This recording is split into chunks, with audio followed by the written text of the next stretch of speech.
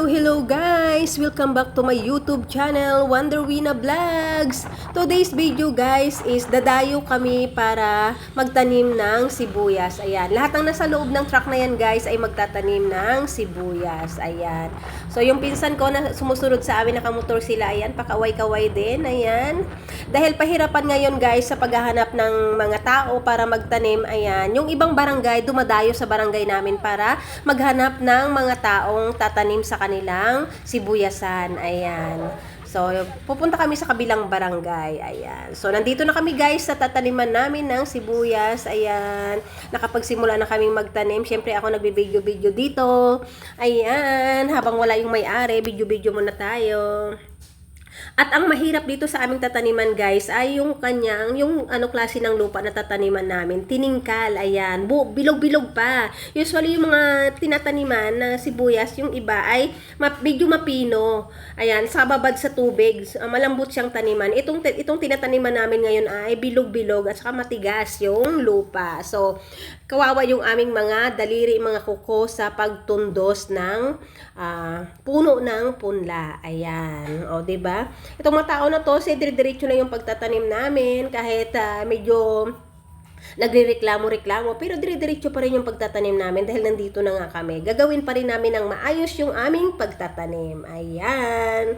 At dahil tanghalian na guys, ang urit namin ay 11:30. Ayan, lunch time na namin. At 1 o'clock, babalik na ulit kami doon. Ayan. So, kanya-kanya pakitaan kami ng aming baon na ulam. Yan. Paksiw na bangus sa akin ng aking ulam. Ayan. Share sa ulam. Ayan.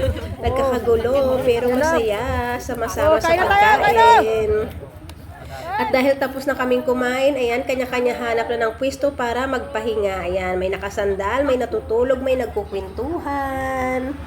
At dahil oras na ng lusong ulit namin ng 1 o'clock, ayan, kinausap kami ng may-ari para magbunot daw ng punla. Ayan. Imbis na magtanim kami, ayan, pinagbunot kami ng punla. Ganito yung punlaan nila dito, guys. Ayan. So, itong pagbubunot ng punla, guys, mas maganda kaysa magtanim kasi nandito lang kami nakaupo, may upuan kami habang nagabunot. At hindi katulad sa pagtatanim, mahirap kasi nakababad yung paa mo sa putikan or sa tubig tapos nakayuko ka pa. Ayan. Ang pangit nga lang ng punla nila dito guys, ang daming damo. So medyo nahirapan kaming magbunot or kasi hanapin pa namin or pipilian pa namin yung mga binubunot namin kasi may sumasama na mga damo. At nasira na nga daw to guys, pero itatanim pa rin namin kasi mahal ang sibuyas ngayon.